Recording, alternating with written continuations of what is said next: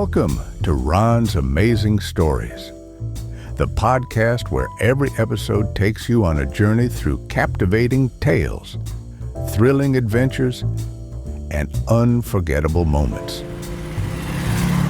It's amazing. From heart-pounding mysteries to inspiring true stories, we'll bring you narratives that spark your imagination and keep you on the edge of your seat.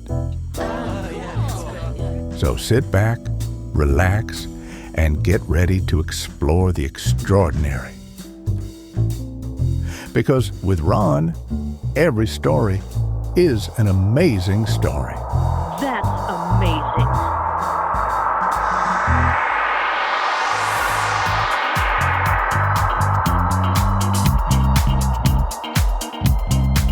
What's that you said? Hello and welcome to the podcast. This time we're going to head to Mars. Not the Mars of rovers, sandstorms, and brisk cold nights. Nope, we're going to head to the Mars imagined by Ray Bradbury. The Martian Chronicles. This story isn't really about space travel. It's about people, their memories, their mistakes, and their habit of carrying Earth with them wherever they go. I first encountered the Martian Chronicles my sophomore year in high school, in an English class taught by Mr. Mitchell. I expected another assigned book. What I got was something entirely different. I was completely taken with it. The mood, the sadness, and the strange familiarity of Bradbury's Mars. It stayed with me long after the final page. I remember thinking that someday I would write a story just like that. I haven't done that yet, but hey, there's still time.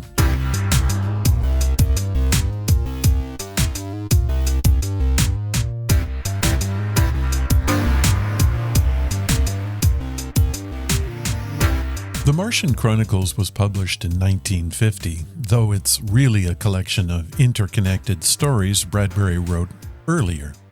Together, they form a quiet history of humanity's attempts to reach and understand Mars. Bradbury wasn't interested in gadgets or equations.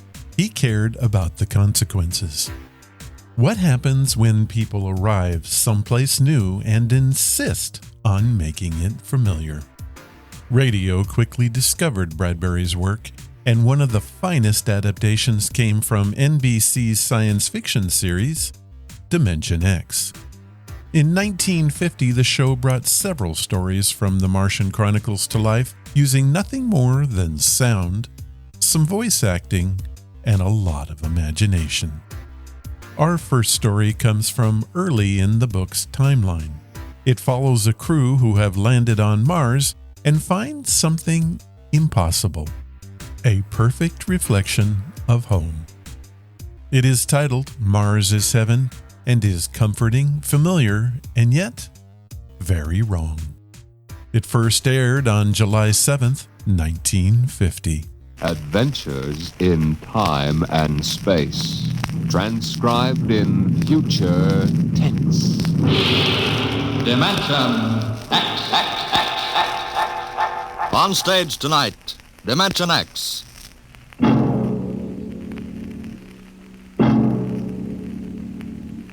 When the first space rocket lands on Mars, what will we find? Will we be welcomed with open arms, or will the Martians treat us as invaders? Only one thing is certain. Someday a giant metal ship will take off from Earth to travel through the black velocities, the silent gulfs of space, to descend at last into the darkness of the upper Martian atmospheres. And on that day, man will finally know the answers. The day we first land on Mars.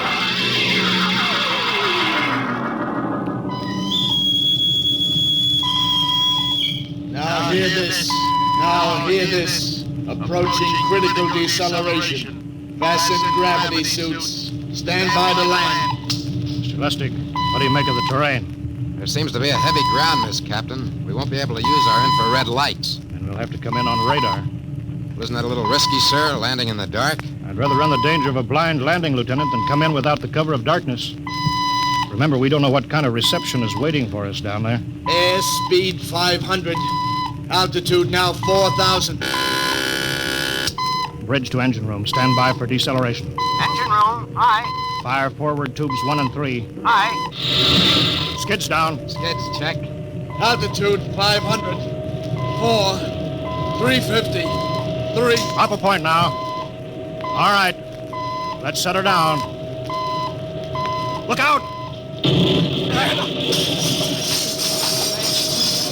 Cut the power. Master's pipe battle stations. Aye, sir. All secured, sir. Well, we're on Mars. April 20th, 1987. 4:33 Greenwich time. Enter that in the log, Masters. Aye, sir. Well, gentlemen, it's less than 2 hours till dawn. As soon as it's light, we'll send out a landing party. Masters, get me an all-over hookup. All set, Captain. Now hear this. Now hear this. All right, men. The smoking lamp is lit. We're 17 men on an alien world. And it's up to us whether we ever get home again. Next few hours should tell the story. And I want instant obedience to all commands. I'll court-martial the first man who doesn't jump to when he's ordered. And one other thing. We may be on Mars, but this is still a United States naval vessel. Officers will conduct a personal and weapons inspection in 1 hour. That's all. Inspection, Captain. Now? Mr. Lustig, we've got an hour and a half to sweat out before we find out what's outside that airlock. I'd rather have a man worried about his stripes than about what's waiting outside on Mars.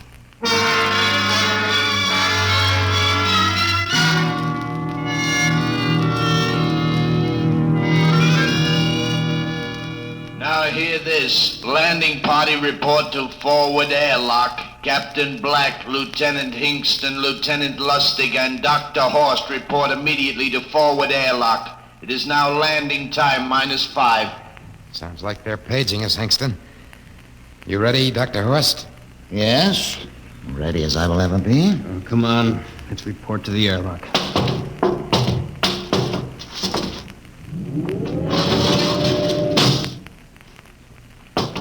4 minutes to go. Hey, where's the captain? Who knows? What difference does it make? Just want to get it over with, that's all.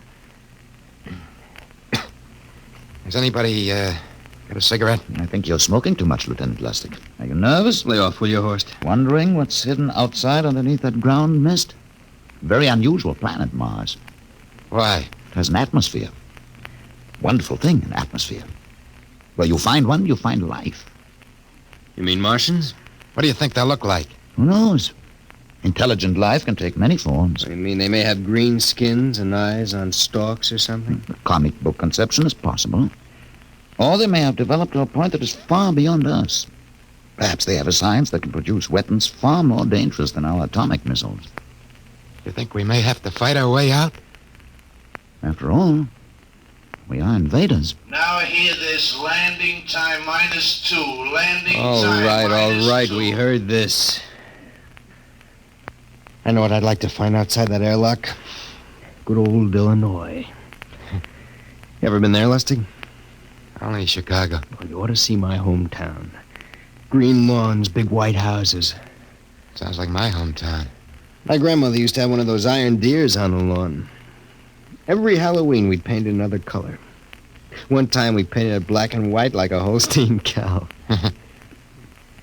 Where does your family live, Horst? I have no family. When I was a child, they were gassed to death in the Dachau concentration camp. That's tough. Oh, it has its advantages. I have no ties on Earth. Nothing to lose now.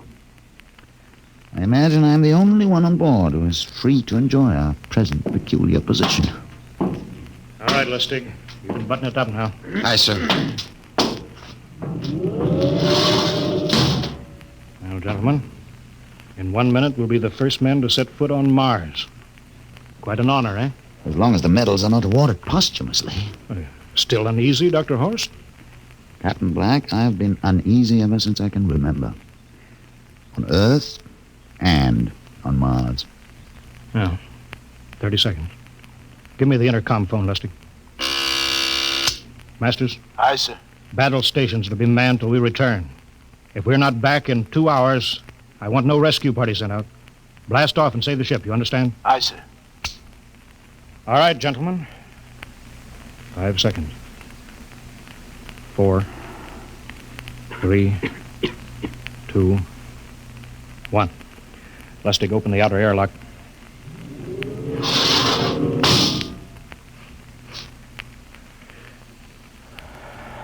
Fresh air. Let's go.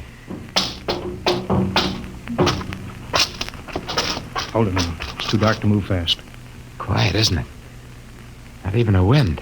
You can't see anything through this ground mist. Quiet. You don't know what's out here. Come on.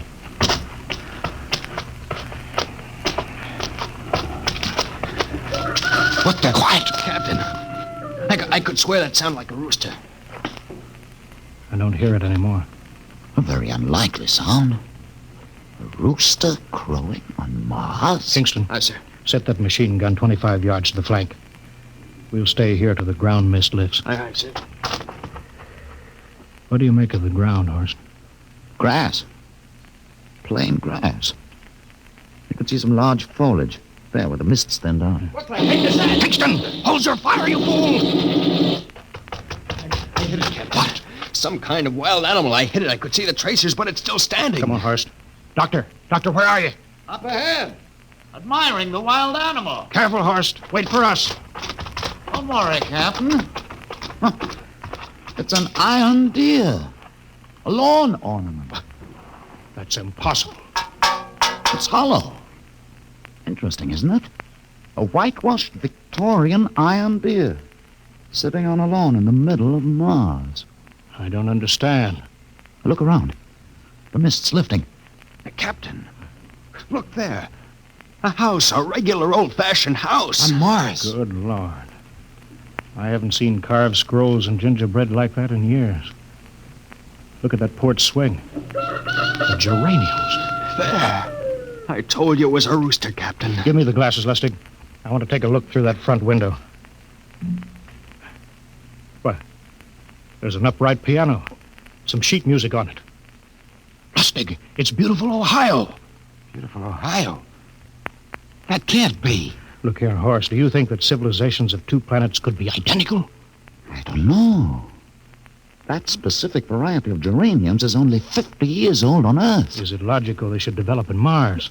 How about that port swing and that piano and beautiful Ohio? No, it's impossible. Captain Black, this looks like the town I was born in. Well, it looks like my hometown, too. I've thought of something, sir. It's the only solution. Maybe we're not the first ship to reach Mars from Earth. That's the only answer. That's impossible, Lustig.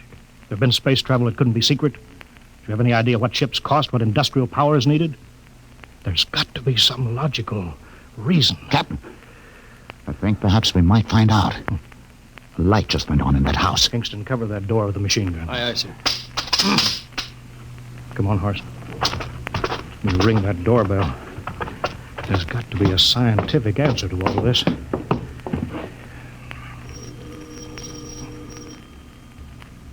There's something moving in there. Stand back, Horst. Give me a clear shot. Maybe a Martian. Can I help you? We were looking... Well, if you're selling anything, it's much too early. No, wait a minute. What town is this? What do you mean? Are you census takers? No, we're strangers here. We want to know how this town got here. Is this a game? No, it's not a game. We're from Earth. From where? From Earth. Do you mean out of the ground? Hey, are you sure you're feeling well? Madam, we came in a flying ship across space. We're from the third planet. This is Mars. Now do you understand? Mars. You go away now, you hear? I'll call my husband from upstairs and he'll chase you. Now go on. This is Mars, isn't it? This is Green Lake, Wisconsin, in the United States of America. Bounded on the east by the Atlantic and on the west by the Pacific. Now, go away. Goodbye. Of course, do you suppose it's really possible? I've got to find out more about this. For the last time now, go away. Pardon me, madam. What year is this? Year?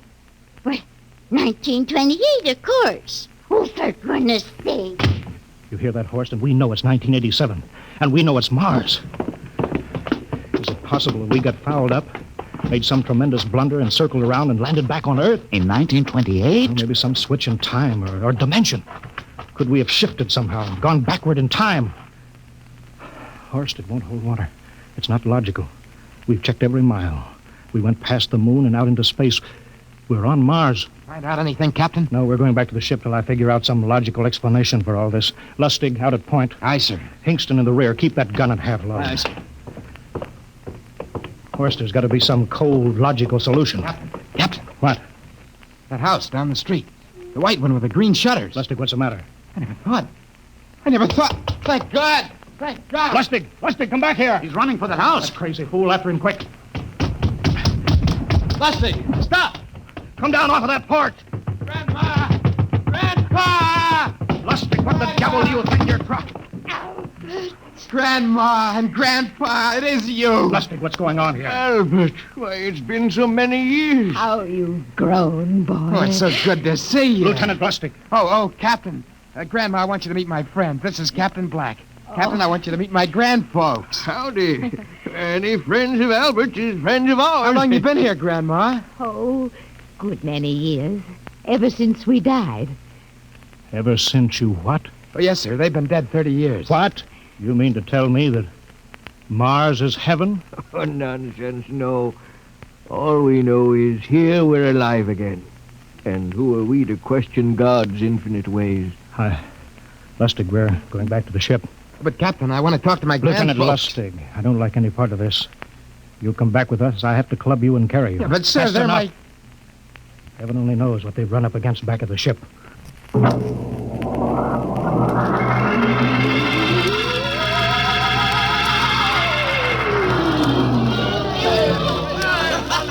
Horst, look at that crowd around the ship. Looks like we're being welcomed with a celebration, Captain. Celebration, they've abandoned ship. Every port is open, no guards set. You, Masters. Hiya, Captain. Meet my old dad. Dad, that's Captain Black, and he's not a bad guy for an officer. Of all the... Hingston!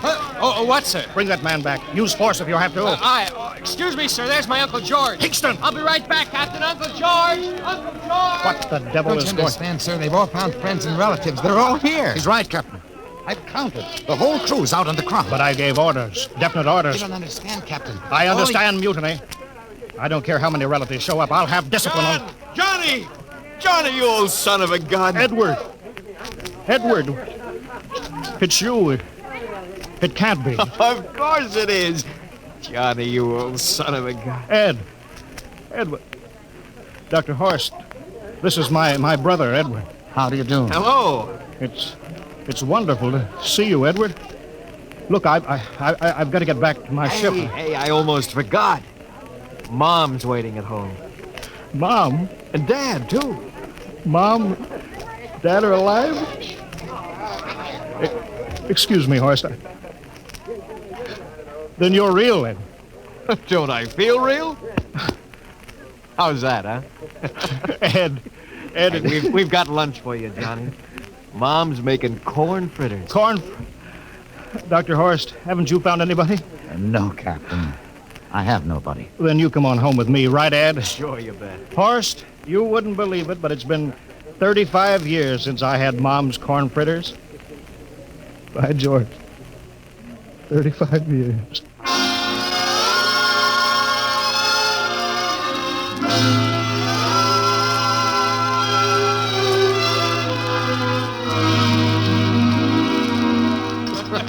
And there's plenty more in the kitchen, so don't hold back, Johnny. You too, Dr. Horst. Well, Johnny, you're still in the Navy, huh? That's right, Dad. I'm in command of the ship. We're an old Navy family, Dr. Horst.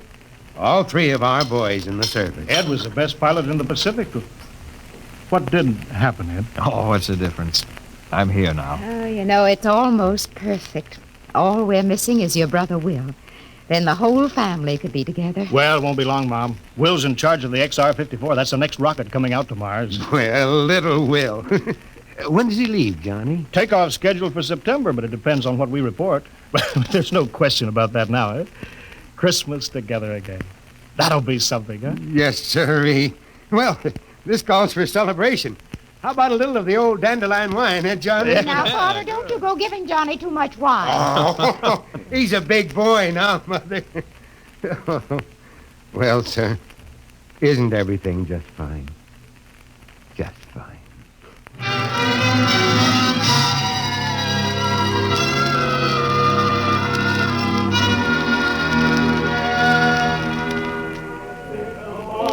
The candlelights are gleaming on the banks of the Wabash, far away. Hey, we have Play another song. Sure,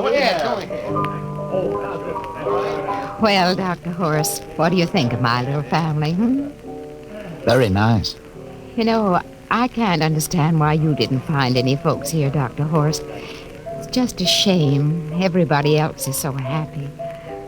I never remembered my family, Mrs. Black. All I know is they were gassed at Dachau during the Second World War. When I was liberated, I was in delirium 3 months. I cannot remember anything before then. A psychiatric phenomenon. That's terrible. Isn't there anything anybody can do? I don't want to remember. Oh. I haven't had a pleasant life. I prefer to be free of emotional entanglements. They interfere with a scientific approach. I'm sorry, Dr. Horst. Oh, I'll get it. Hey, that's our ring, long and 3 shorts. I remember that. Well, maybe we'd better call it a night.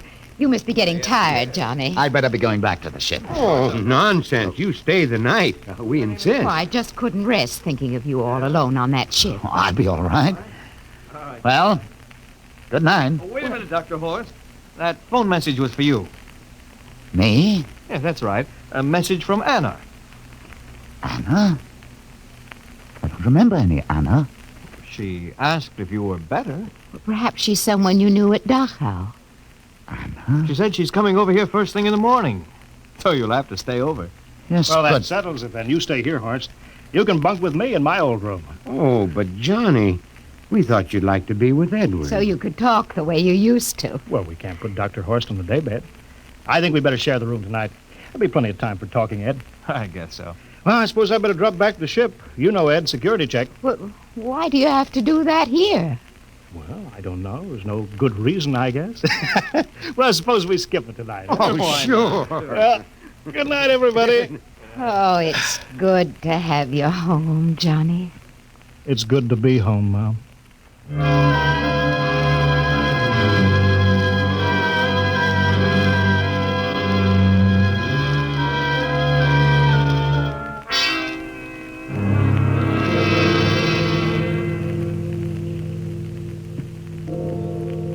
Captain Black, are you asleep? No. I just been thinking about what we were expecting.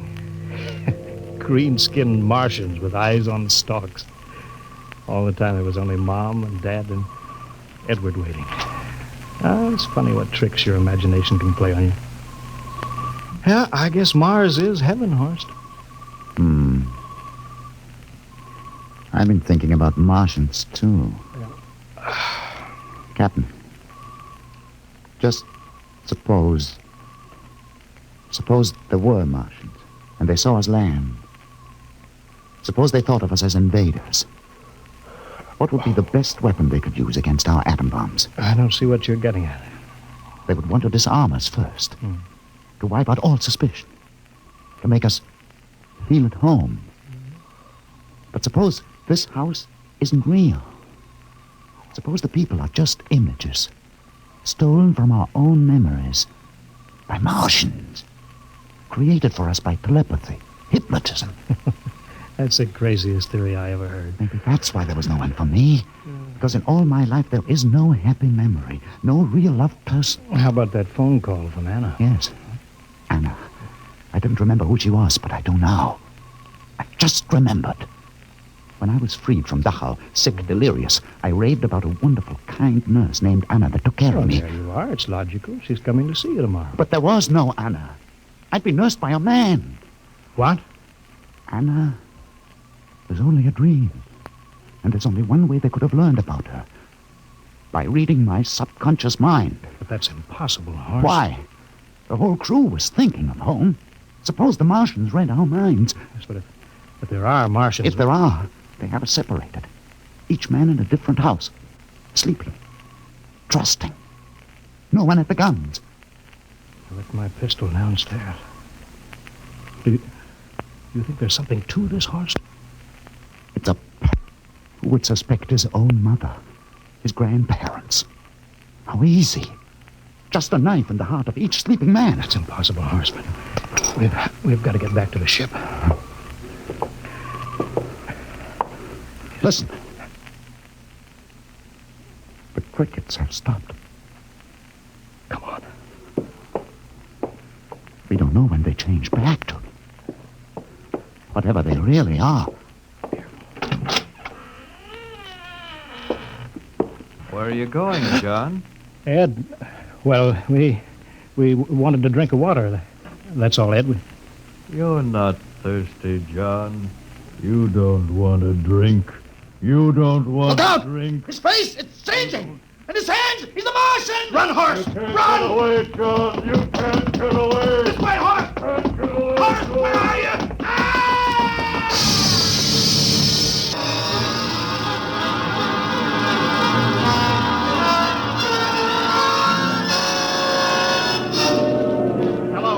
Hello, can you hear me, Earth? This is Captain John Black, the XR-53, calling from Mars. I've locked myself in the ship, but they've crippled it. I can't take off or fire the guns, and they're coming for me now, the Martians. I'm all alone here. All the rest are dead. Hingston, Lustig, Dr. Horst. Poor Horst, he didn't even reach the door. Listen, they're trying to break through the hull now. Edward and Mom and Dad and all the folks. But they're changing now. Melting and changing back into... They're Martians. Can you understand me? Martians, not men. They made us think that Mars was heaven and we fell into the trap. Can you hear me, Earth? You've got to stop the next rocket. Tell my brother Will. Tell my brother Will not to come. They'll trap him too. They'll kill them all. Hello, can you hear me, Earth?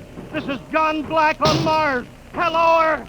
This is John Black on Mars.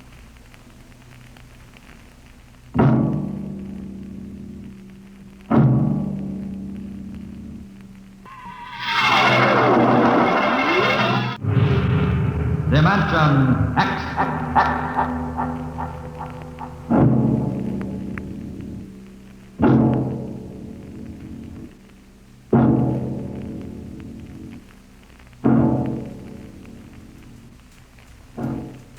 This is NBC, the National Broadcasting Company. That story shows us how the Martians defended themselves, not with weapons, but with illusion. Our second story moves the timeline forward, but not very far. It's only the fourth expedition to Mars. The other 3 missions before it vanished without any explanation. They were watching, waiting. The Martians are ancient and intelligent, fully aware of who's coming and what likely is to follow. This story shows us the moment when humans finally gain a foothold on Mars and immediately begin changing it. Not out of necessity, but out of habit. It's a story of responsibility, restraint, and the damage that can be done by ignorance. This is one of Ray Bradbury's most thoughtful pieces, and one of Dimension X's strongest adaptations. So, from Ray Bradbury's The Martian Chronicles, here is And the Moon Be Still as Bright. It first aired on September 29th, 1950. Tonight, transcribed from Ray Bradbury's collection, The Martian Chronicles, we present And the Moon Be Still as Bright.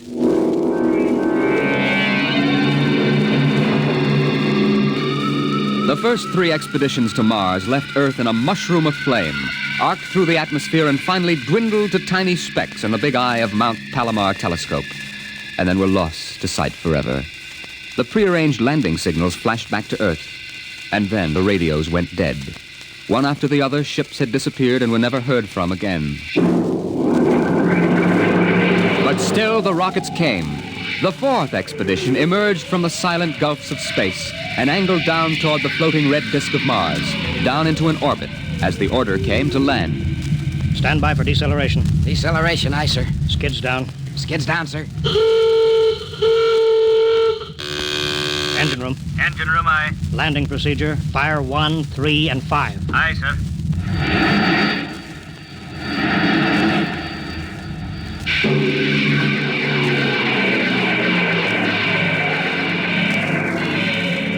The last blast of the bow jets broke red against the blue desert sands, and the ship slid to a halt at the edge of a vast city that reflected the icy glare of the moonlight. For a while, all was still.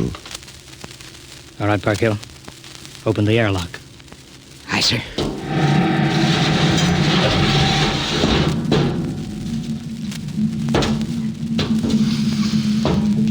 Fresh air. How about a fire, Captain Wilder? It's freezing. Later. We got work to do. Smell that air. You could get drunk on it. Say, there's an idea. Why don't we break out a bottle and celebrate? Biggs, there'll be no drinking done till we're secured. But we're landed, Captain. 3 other expeditions landed and disappeared within 24 hours. We're not relaxing security till we find out what happened to them. Maybe Martians? Exactly, Parkhill. Spender, you're an archaeologist. How old would you say those buildings are? Somebody built these cities? Oh, I can't tell till I study them more closely. It's a kind of engineering we couldn't duplicate on Earth. Those thin, reed-like towers and the stone filigree wouldn't stand up under Earth pressure. Beautiful, aren't they? I'm not interested in the architecture now. I want to make sure there's nothing there that might be dangerous. Mr. Hathaway. Yes, sir. I want you to take a reconnaissance party into the city and find out what's there. The cities all look dead from the air, sir. They look dead, but I want to make sure. Mr. Spender, you better go with Hathaway. Yes, sir. Don't waste any time gathering relics either. You can make an archaeological study later. Right now, I want a security report. Biggs? Yes, sir. We'll set up camp right here.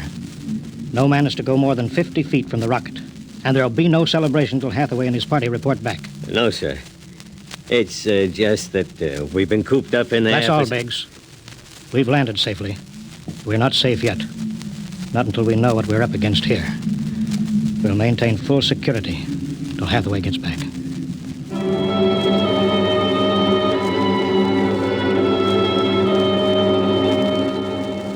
In the sea bottoms, the wind stirred along faint vapors, and from the mountains great stone visages looked upon the silvery rocket and the small fire. The sky was black overhead as the 2 racing moons threw knife-edged double shadows on the desert. All right, come and get it. Ciao. What you got to eat, Cherokee? Sawdust, smothered in cold lamb fat. Good. I thought it was something I couldn't eat. Hey, you guys, pipe down. Captain, Mr. Hathaway's back. Captain Wiley. Over here, Mr. Hathaway. Well? Most of the city is dead, sir. Spender says it's been dead a good many thousand years. But we found one part about a mile over. What about it? People were living in it last week, sir. People? Martians. I see. Where are they now? Dead. We found the bodies. Thousands of bodies. They hadn't been dead more than 10 days. What did they die of? You won't believe it. What killed them? Chicken pox. Chicken pox? Yes, I made tests. It worked differently on Martians than on Earth people. Burned them black and dried them out to brittle flakes. But where could they get chicken pox? From Earth, sir. And the other rockets did get through. Yes, sir. I don't know what the Martians did to them, but I sure know what they did to the Martians. Gave them chicken pox and wiped them out. They just didn't have any resistance to an Earth disease. There aren't any of them left? There won't be any. When a thing like that starts spreading, sir, there's no stopping it anywhere. It's 1,000 to 1. It's killed them all. This planet is through. Incredible. Think of it, Captain. But a dirty, silly child's disease like chicken pox. It isn't right. Spender, take it easy, You know, man. it's like saying the Greeks died of mumps or the proud Roman Empire collapsed because of athlete's foot. We didn't even give them a decent excuse for dying. We just gave them chicken pox. Spender, get hold of yourself. You didn't see those bodies, Captain. It must have been a shock, I suppose. You need a rest, a little relaxation. Martians are dead. There's nothing you can do about it now. Hey, you hear that? The Martians are all dead. Well, come on, let's break out a bottle and whoop it up.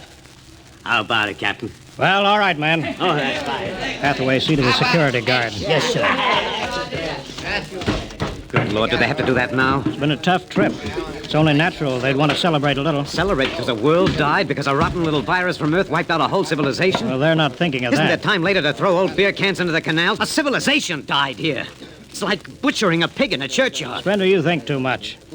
We're lucky to get to Mars without catching a meteor in our bulkheads. Let it go at that. Safe on Mars. The first safe one safe on Mars. We gotta celebrate. Yahoo!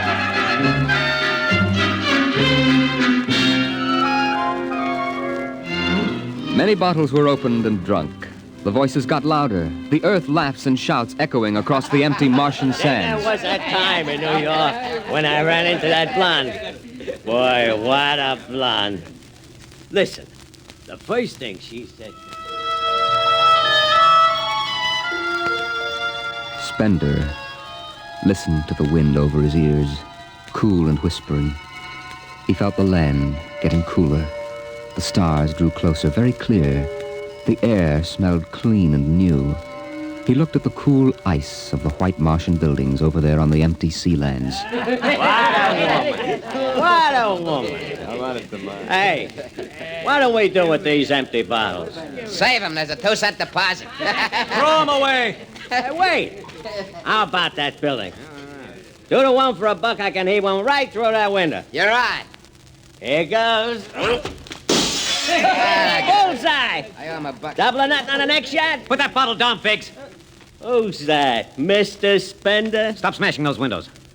What's the difference? The planet's ours now. I guess I can do anything with it that I want. Drop that bottle, I'll knock your teeth out. Yeah? Just watch me. I warned you, Figs. Spender, what is this? I hit him. He's crazy, Captain. He just walked up and slugged me. Biggs wasn't doing nothing. All right, let go of him. You men go back to your party. Spender, come with me. I like that guy. Just walks up to him and slugs him. He wasn't... Spender, suppose you explain. What was the idea? Oh, the noise, the drunken brawl. I guess I was ashamed of the spectacle the whole crew was making. Where's their respect for what's happened? Their sense of what's right? Men are tired. It's been a long trip. You've got a different way of seeing things. I'm seeing things all right. I'm seeing how we'll ruin Mars. We'll rip it up, rip the skin off the way we've already ruined Earth. We Earthmen have a talent for ruining big, beautiful things. Is that why you hit Biggs? Yes, I couldn't stand the idea of them watching us make fools of ourselves. Them? The Martians. The Martians? They're dead. All dead. But they know we're here. Doesn't an old thing always know when a new thing comes? We've come a long way to smash their windows and spit in their wine. Well, maybe you're right. I'm fining you $50 for that fight. Now suck in your chin. We'll go back there and play happy.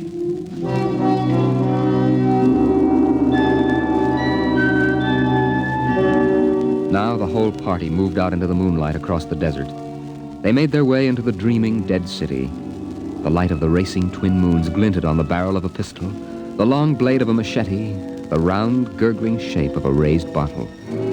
Their shadows under them were double shadows on the ice-blue sand.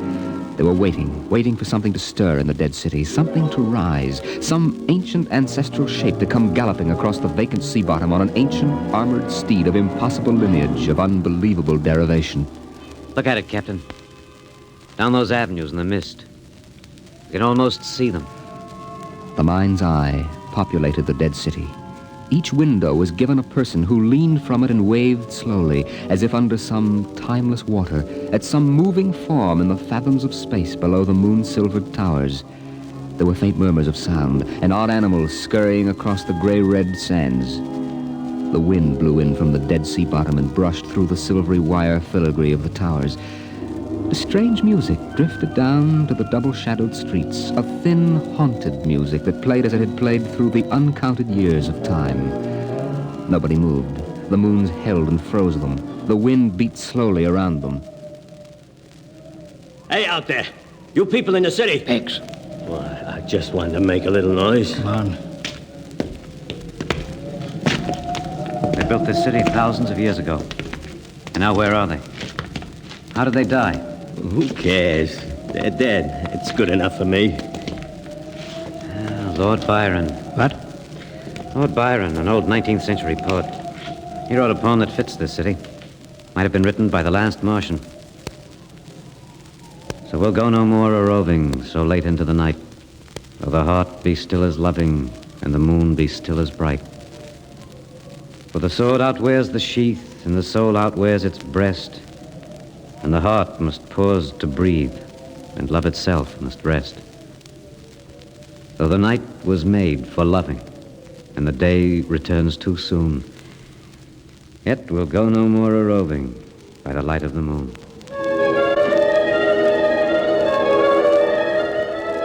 Without a word, the Earthmen stood in the center of the city. It was a clear night. There was not a sound except the music of the wind. At their feet lay a tile court worked into the shapes of ancient animals and images. They stood there, silvered by the double moons beneath the crystal towers of Mars. And then Biggs was sick, and the sour stench of liquor filled the cool air. The men of Earth had come to Mars. And Spender turned and walked away into the city, alone in the moonlight, never once stopping to look back.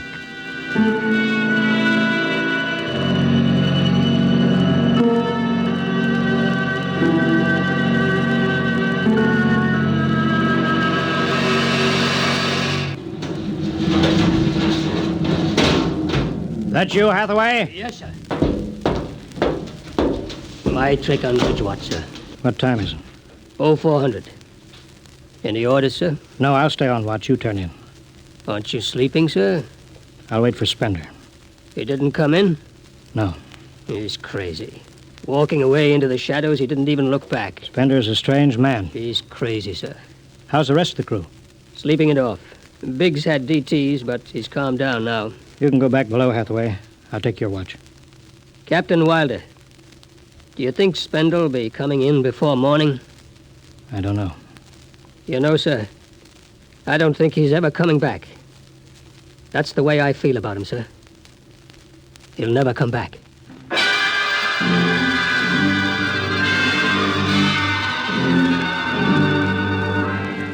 It was a morning that might have been a Monday, or a Tuesday, or any day on Mars.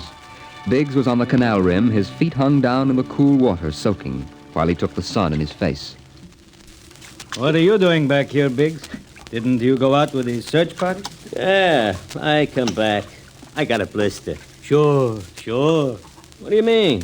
Look, Cherokee, you see that? Anyway, I had enough searching. 4 days hunting for that screwball Spender. Didn't find him yet, huh? Nah, good riddance. Oh, my feet, I'm gonna soak 'em good. If I was wild, I wouldn't worry about that nut Spender. Let him go. He's a crackpot anyway. A little foggy upstairs, I guess. Why don't you take your feet out of that canal, Biggs? I gotta make coffee out of that water. Coffee? You call that stuff coffee? I had a motorcycle once that dripped grease that tasted better than that. Wait a minute. Biggs, look over there. Where? By that bush. There's someone there. Hey, it's him.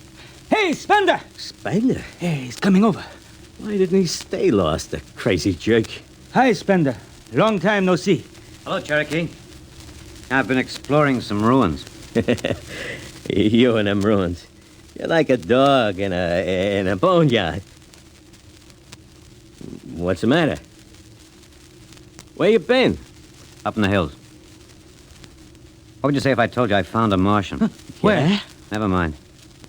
Let me ask you a question. How would you feel if you were a Martian and people came to your land and started to tear it up? I know how I'd feel. I've got Cherokee blood in me. My grandfather told me lots of things about the way they kicked the Indians around in the Oklahoma Territory. If there's any Martian around, I'm all for him. How about you, Biggs? They're dead. They're all dead. A good thing, too. Well, I found a Martian. Up in a dead town in the hills. I've been reading their books. They're easy to understand. I've learned their language. Then I found this Martian. He said, give me your boots, and I did. He said, give me your uniform, and I gave him my uniform. You're crazy, Spender. Hey, Cherokee, he's crazy. And the Martian said, give me your gun, and I gave him my gun, and then he said, come along and watch what happens. And the Martian walked down into camp, and he's here now. I don't see no Martian. I'm the last Martian. What? Biggs, I'm going to kill you. Cut it out. What kind of a lousy joke is that? Stand up and take it. Hey, put that gun away, Spender. Hey, cut it, Spender. Don't. Put that gun away. You're joking. You're kidding, huh? Spender!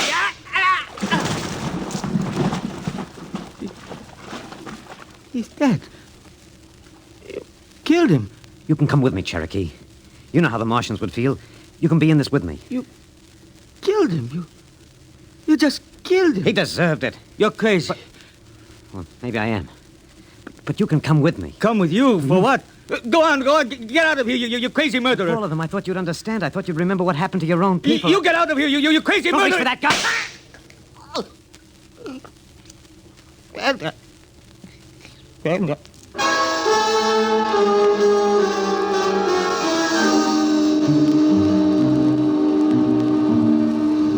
They're both dead, Captain Wilder. Who's missing? Only Spender. It must have been him, sir. Why didn't he come and talk to me? Why didn't Should have talked to me. I'd have shot his brains out. That's what I'd have done. They took him by surprise. There's no sign of a struggle. Hathaway, break out the arms locker. Issue pistols, rifles, and grenades. Yes, sir. You better get the Bible out of the navigation chest. We'll have to bury these two. Parkhill. Aye, sir. You start digging a grave. How about Spender? We'll have to go up in the hills and find him. Just let me at him with my bare hands. Crazy murdering louse. That's enough, Parkhill. The man is sick. He must be. Sick That's my enough. eye. Now grab a shovel. Start digging.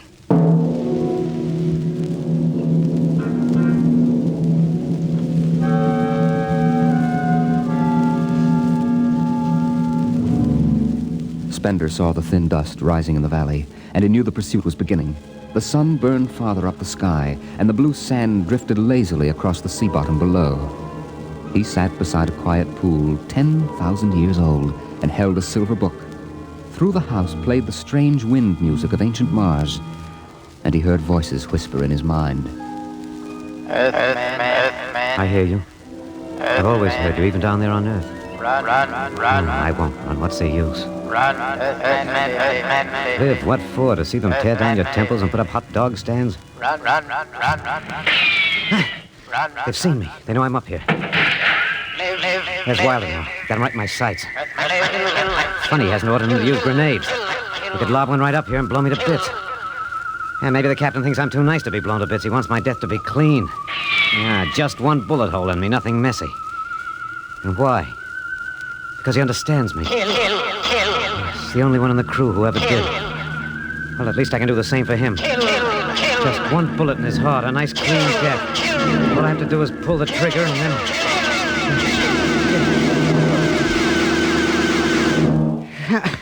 It's no use. I can't do it to him. Spender! Spender, can you hear me, Spender? Yeah, I hear you, Captain. What do you want? Talk! Truce! All right, come on up. Leave your gun down there and keep your hands up.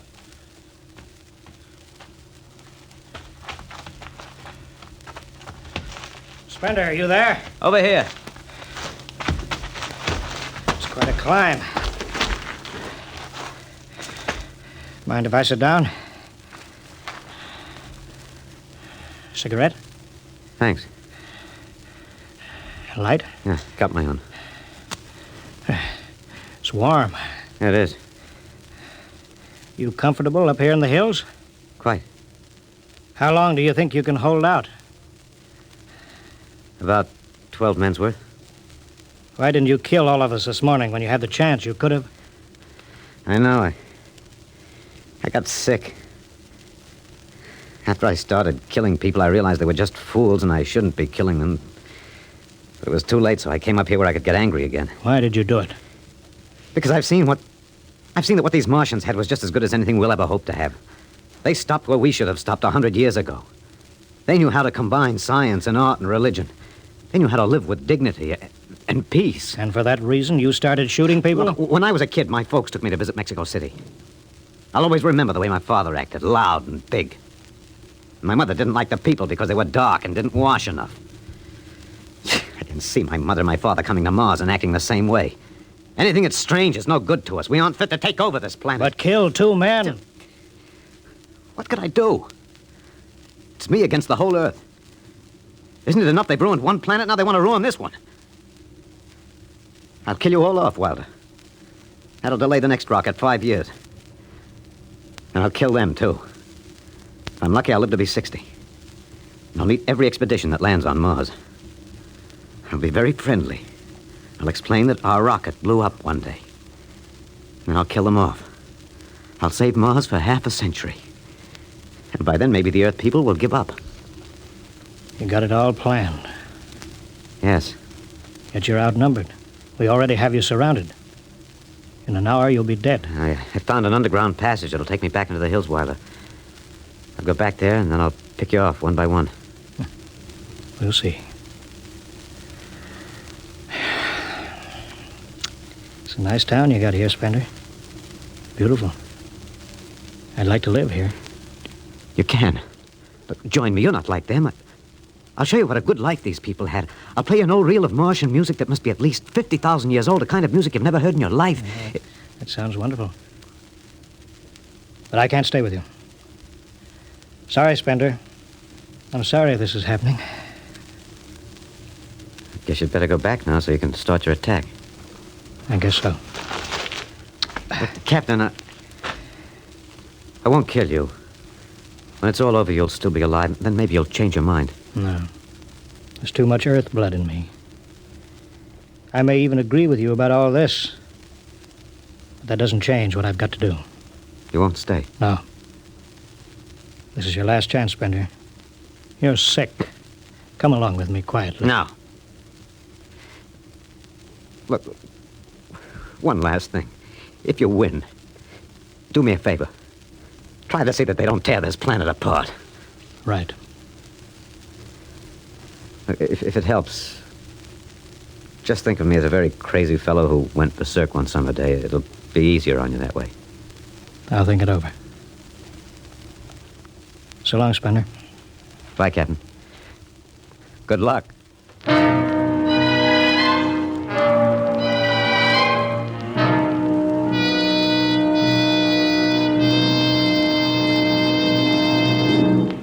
All right, we'll go after him now. Hathaway, you take the right, I'll lead on the left. You have to kill him, he won't come down. Make it a clean shot if you can. Get it over with. I'll blow his bloody brains out. No, Parkhill. Through the heart. Brains. You heard what I said. Through the heart. Now let's go get him. They spread out again, walking and then running on the hot hillside places where there would be sudden cool grottos that smelled of moss and sudden open blasting places that smelled of sun on stone. The men ran and ducked and ran and squatted in the shadows. Blow his brains out. Just one slug, that's all he needs.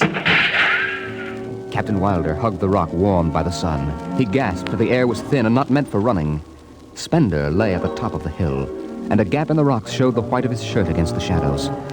Wilder looked at the towers of the little clean Martian village like sharply carved chess pieces lying in the afternoon. He saw the rocks and the interval between where Spender's chest was revealed. Go on, Spender, get out. You've only got a few seconds to escape, get out to the caves, and come back later. Go now, Spender. Or I've got to end it. I've got to think I'm right and pull the trigger. Go now. Get out. I'll get him. A slug in the head. I'll blow his bloody... No, Parkhill. Put down that gun. I've got to do this myself. Spender. Why didn't you get out? Why?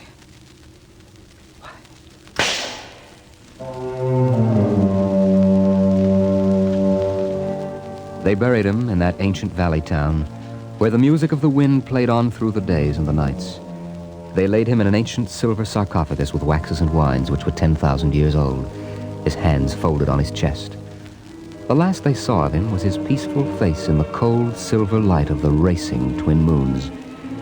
The captain found the poem in Spender's pocket, and he read it before he shut the marble door.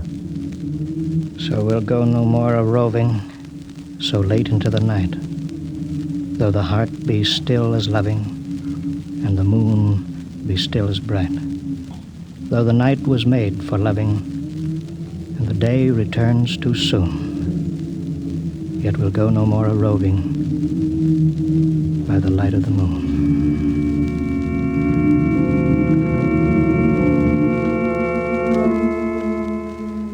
The next afternoon, Parkhill did some target practice in one of the dead cities, shooting out the crystal windows and blowing the tops off the fragile towers.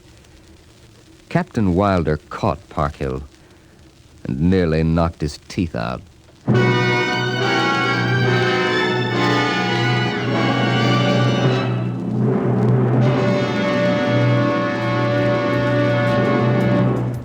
You know, Looking back, I'm grateful that Mr. Mitchell made me read the Martian Chronicles. Not because it made me a science fiction writer, that never happened, but because it taught me that stories don't have to shout to leave a mark. Bradbury warned us about conquest, environmental loss, and repeating our mistakes, all without preaching. He trusted the reader to connect the dots. But here we are, still facing the same questions, just with better technology and the same old habits. Mars is now within our sights, but in the end, that was never the point. We were.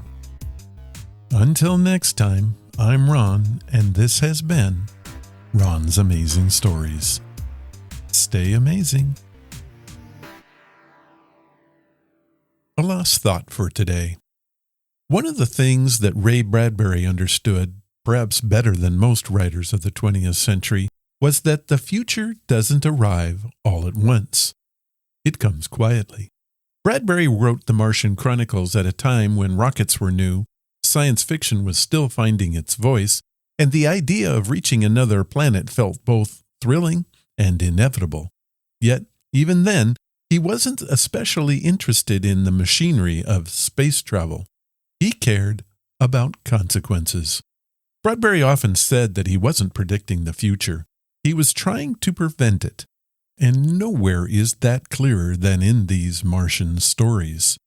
Mars isn't destroyed by war or conquest. It's changed slowly by good intentions and unchecked certainty. What makes Bradbury perfectly suited for the radio is his restraint. He leaves space for silence. He trusts the listener to imagine what isn't spoken aloud. That's why programs like Dimension X were able to translate his work so effectively. With sound alone, they captured the loneliness, the wonder, and the quiet unease that lives just beneath the surface of his stories. Bradbury himself grew up during radio's golden age. He understood the power of voices coming out of a box in the corner of the room. How they could make distant worlds feel close and impossible ideas feel personal. Listening to these stories now, decades later, it's striking how current they still feel. We talked today about new frontiers, new technology, and new worlds waiting to be explored. But that same question Bradbury asked in 1950 still lingers. When we arrive somewhere new, do we stop to listen first? Or do we immediately begin reshaping it to look like home? In the Martian Chronicles, Mars was never really the destination. It was the mirror. And somewhere along the way, in a high school classroom, a teacher named Mr. Mitchell understood that and passed it along.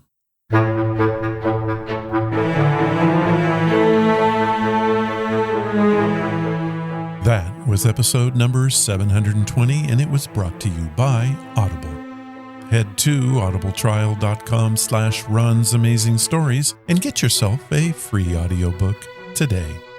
You help the show if you do it. Thank you, Audible. If you want to follow the podcast or the blog, head to ronsamazingstories.com.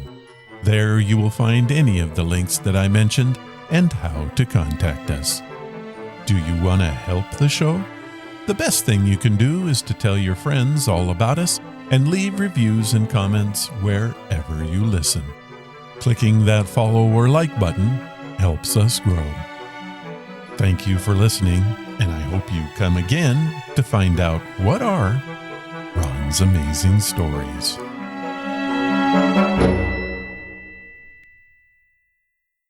All of the vintage audio used in the podcast is believed to be in the public domain. Ron's Amazing Stories does not own the rights to any of the old-time radio used here. If you hold the rights to any of the shows played, please contact us immediately at ronsamazingstories.com.